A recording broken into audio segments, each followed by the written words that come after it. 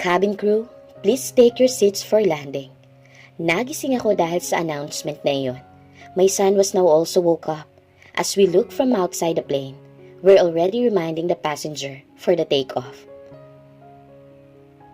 Until a minute we were already reached our destination. Medyo may kahabaan rin ang biniyahe namin. As we go down on the plane, we were all shocked and they were excited to go home. Dahil napagod siguro sila sa biyahe. Malapit na rin pala ang Pasko.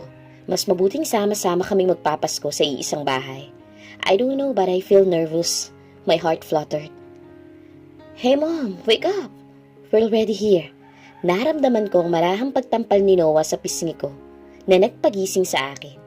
He was smiling wide when I already opened my eyes. Well, excited lang talaga ang anak ko na makauwi ng Pilipinas. Tinangala namin ang gate ng bahay namin. Hindi naman maiwasang mapangiti nang makapasok kami sa loob. At the past years that we were on Amsterdam, ay walang nangangalaga sa bahay kaya paniguradong maalikabok na ang mga gamit doon at nakakalat na ang mga gamit. Pero nang buksan nila ang pinto, halatang bagong linis yun. Sino naglinis? Anyone who hired a caretaker? Pero walang sino man ang nagsalita sa amin. So it means na no one hired caretaker to clean our house when we were away. So how does it happen? Let's just go inside. Baka may nawawalang gamit. God, ang init pala sa lugar mo, anak. I can't believe you survive, ha? And you're getting tan. It suits on you. Sigurado ako na marami kang babae rito, ano? Of course, there's a lot of girls here, but no one can replace her in my heart. I heard my mom let a heavy sigh as watched me doing some bracelet, anklet, and necklace, using only a shell. I can say that is what I call part-time job. At first, it's hard for me to adjust, mommy, but I got used to it. Hindi mahirap kung masikap ka, pero pag tamad ka at walang isang salita, talaga mahihirapan ka. I learned that having a simple life are actually one of the best thing you will experience. Hindi man madali, pero kakayanin. I got panic and stopped doing when I heard my mom sob. This past few days, I noticed that she became more emotional. Mom, tell me, are you pregnant? A long silence was filled between us, hanggang sa napakunot noo ito. Ouch! That was hurt, mommy, ah. Why do you need to do that? Don't tell me it's true. Are you nuts, Tyler? Sa tingin mo, sa tanda ko nang to, magbubuntis pa ako? Oh my God! At talagang naisip mo pa na mabubuntis talaga ako? Siraulo ka ba? I massaged my forehead, kung saan tumama ang anklet na ginawa ko. God, my mom is so harsh. Alam mo, anak, sa tingin ko, I need grandchildrens. And for God's sake, me and your dad are not getting any younger. We're already at our 40s. What's the problem with that, Ma? You were already at your 40s, but you still look younger. How many grandchildren do you want from me? 10, or you can make it 12. I laugh at what my mother said. Anyway, bakit ka nga pala napadalaw, mommy? I know you have something that you wanted to tell me. Spill the beans.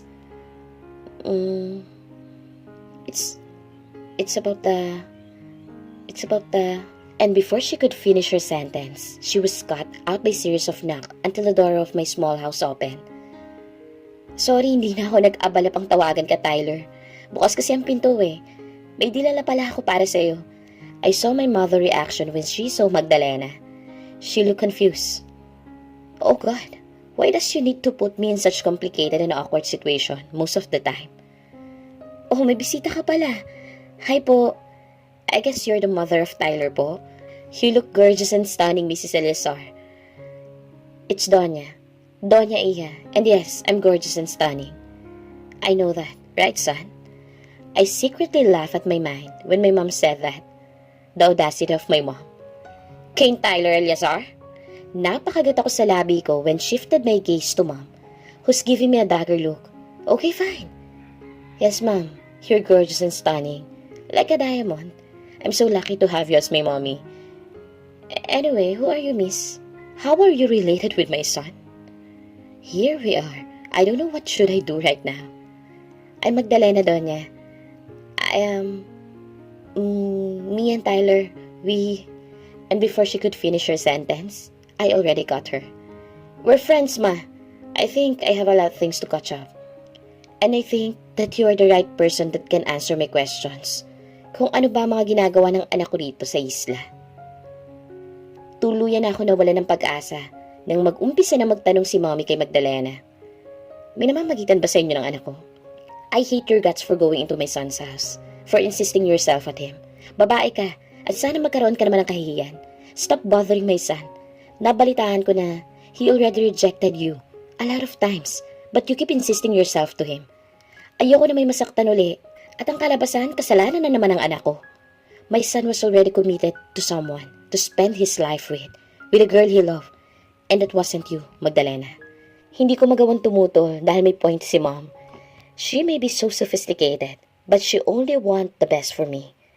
When she saw me lost myself, she's the one who's always at my side and giving me an advice. Siya ang napamulat sa akin na dapat I should go with the flow. Cause the day will come that everything will be alright. I'm so sorry. It's not my intention to destroy his new life. His new him. Alam ko rin po na wala akong pag-asa, but I keep insisting myself on him. And I realize how lucky I was that he opened his heart to the girl like me, who only does bothering in his peaceful time. I was so lucky that he offered friendship on me. He cleared his intention at first place, pero umaasa ako. Kasalanan ko po. At sana, Tyler, mapatawad mo ako. I smiled as I saw her smiling at me. Naintindihan ko kung bakit minahal mo siya. Cause she was the girl who's with you even your worst. She's the only one who can stand your monster side. She's staying just that everything happens for a reason at pinaglayo lang kayo. But I realized that no matter how far she is from you now, she'll be always at your heart. And yeah, you're right. No one can replace her in your heart. No one. She's so lucky. I hope she'll realize that early. What? That was impossible. I already told them that I'm buying that island. Bakit hindi sila tumupad sa pangako? Isa rin sa dahilan kung bakit nagtatrabaho ko mabuti is I'm planning to buy that island and where I can settle down. We love that paradise. That's why we are so eager to buy that island to the owner. But now, here we are getting stressed because of a new owner. Paano na to? Alam kong mahirap pero wala namang masama kung magbabaka sakali ka. I decided to meet the new owner and convince him or her. Sa abot na makakaya ko, my brother all agree at my decision. It was hard talking to the attorney of the new owner dahil wala raw oras ng amo nito para sa isang mapilit na katulad ko. Oh my God, that island is so sentimental to us, Mr. Castro. I'm begging you, please, convince your boss. I heard Attorney Castro let a heavy sigh before he gets his phone to his pocket. Muli kong binuksan ang coffee shop ko and I found out that my former employees will already have their own family. We will have a reunion. I missed him so much. What should I wear, Noah? I saw my son roll her eyes when I showed him my 2 dresses. Wear jeans and a shirt, Mom. Bumalik ako sa kwarto ko at nagpalit ng maayos na damit. As gorgeous as I thought, I smiled wildly as I showed my son my outfit. He didn't say that it was ugly. He even praised me. I think I'm ready. Mom, call me if something happened, and don't go home late. I'm going to fetch you around 5. My eyes widened at my son said, 5 p.m.? Is he nuts? Anak, pwede naman ako mag-taxi, and I can take care of myself. You don't need to worry about me. I'll be home late, okay? Instead of agreeing with what I said, he gave me a dogger look. You'll be late home, ha, Mom? Kasasabi ko lang na susunduin kita at hindi ka pwedeng umuwi ng sobrang gabi. Baka may mangyaring masama sa'yo. Give me a call, okay? I let a heavy sigh at wala nang nagawa kundi ang tanguan na lang ang anak ko. Nang makarating kami ng isang private resort na pagmamayari na ni Josh, agad ko silang nakita. Noah was behind my back. Misha! I saw Kim running towards my direction and welcomed me with a warm hug. Oh my God! Mas lalo kang gumanda, alam mo ba yun? I laughed at what she said as she looked at me from head to toe. Bigla tuloy ako nailang sa paninitig nila. Pakiramdam ko lalaki na ang ulo ko sa pumumuri niya sa akin. You're so handsome, ha? And head-turner. They all agree at what Kim said. My son blushed as they praised Noah. Mukhang mauuna pang lumaki ang ulo ni Noah sa akin ngayon. You raised Noah as a good man. Tingnan mo nga naman, ha? Manang-mana sa ama niya, napakagwapo. Anyway, nalaman mo ba na na-hospital si Tyler? My God, I really pity him that time. She was lifeless. He's not eating, He's just drinking alcoholic beverages and smoking. My heart fluttered at what they said. Hindi nakarating sa amin ang balitan yun. Pero hanggang ngayon, wala pa rin kaming balita sa kanya. Nakakapagtaka nga eh. Even in the news, he was nowhere to be found. Some of his fans tells that he was missing. Napainom ako ng buko juice sa harap ko dahil sa sinabi nila, where is he? What about his company that he valued the most? What about his company? Yeah, you're right.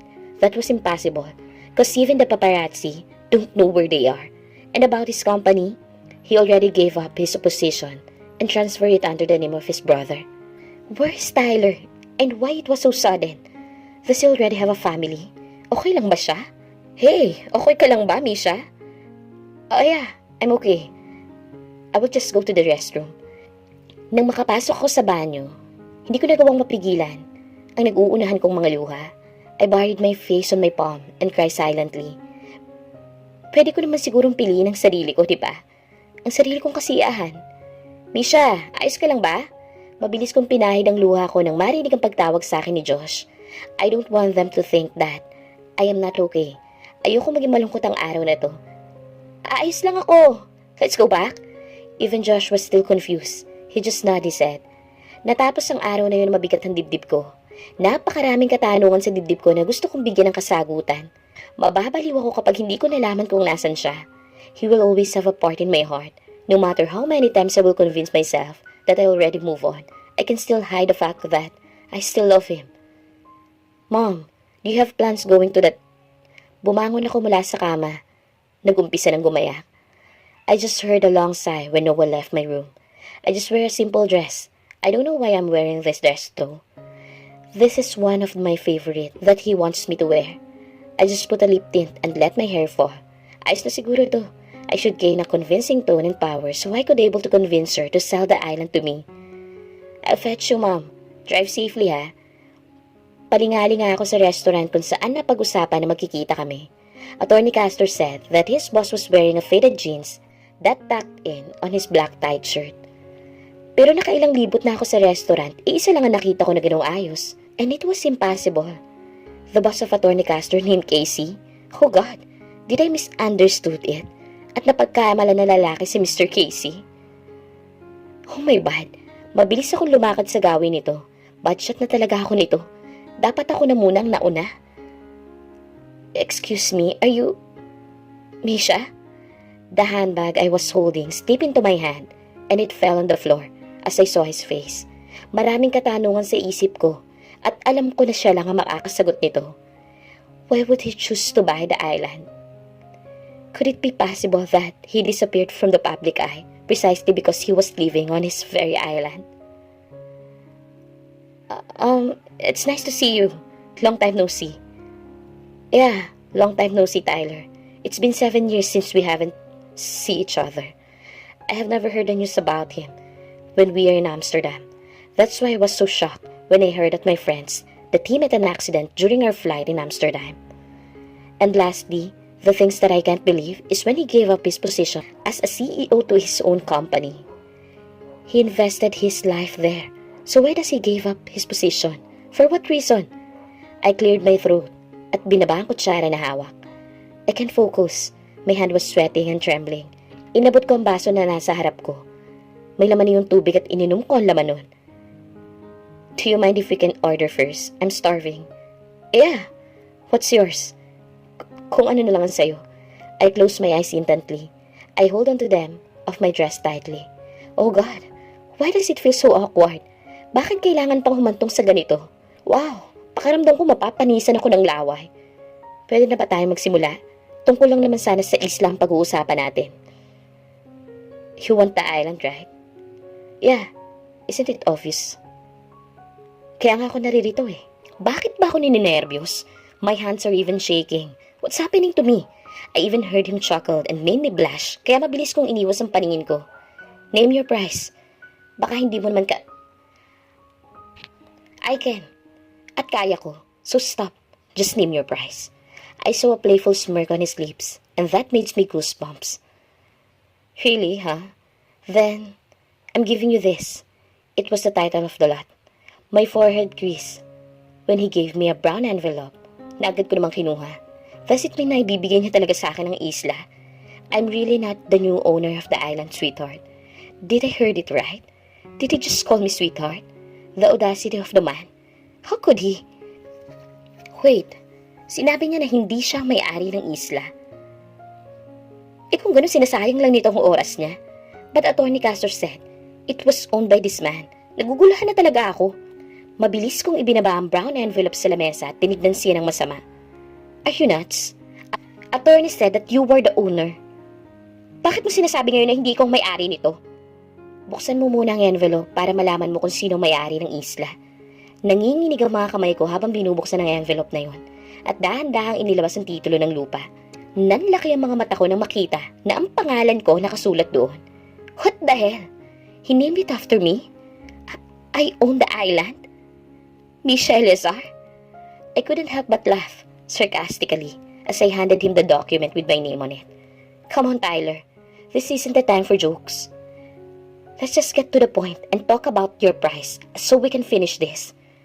You're just dragging out this conversation. And it's going nowhere. His response catches me off guard, and I found myself scoffing in disbelief. Isn't it obvious, dear? That was exactly my plan. I've been wanting this moment for so long. To see you in person, to hear your voice, to talk to you. I've missed feeling your touch, even though time seems to slip away too quickly. His boldness leaves me speechless. He's testing my patience with his casual attitude, as if he's challenging me to lose. The island will be yours once you change your surname to Eleazar. So the only option you have is marry me. He gave me a playful smirk. I want to kick his ass. Napakagago ng lalaking to. I can't take it. Nababalik ko ka na ba, ha? Tyler? No, but I like her not, sweetheart. Hindi ko maiwasang pamulahan ng pisngi dahil sa sinabi nito. Wala ba itong balak na magseryoso? Can't he see he's pissing me off? Fine! You're going to marry me? No, over my dead gorgeous body. I won't convince you anymore. Your island is yours. I'm just wasting my time. Tumayo na ako at kinuha ang bag ko, pero hindi pa man ako nakakailang hakbang at nakakalayo sa pwesto. Naramdaman ko ng pagyakap na ito mula sa likuran ko. Nag-umpisa na namang manubig ang mga mata ko. Are you not tired of run and chase, sweetheart? I've been missing you, longing for you and our son. I'm tired. I wanted to give up. But you know what? It's funny, it seems like I asked myself to stop from breathing. Let's stop the run and chase, sweetheart. Hear me out. I know it will be hard for us to restart again, but I'll do anything to gain your trust. I do a lot of terrible things. Put you and my sons to jeopardy and shame. But sweetheart, please, pakinggan mo naman ako ngayon. Even just this time, pwede bang maging selfish muna tayo ngayon and choose our happiness? Let's stop acting like we're a hero in which we are sacrificing our own happiness for the sake of others.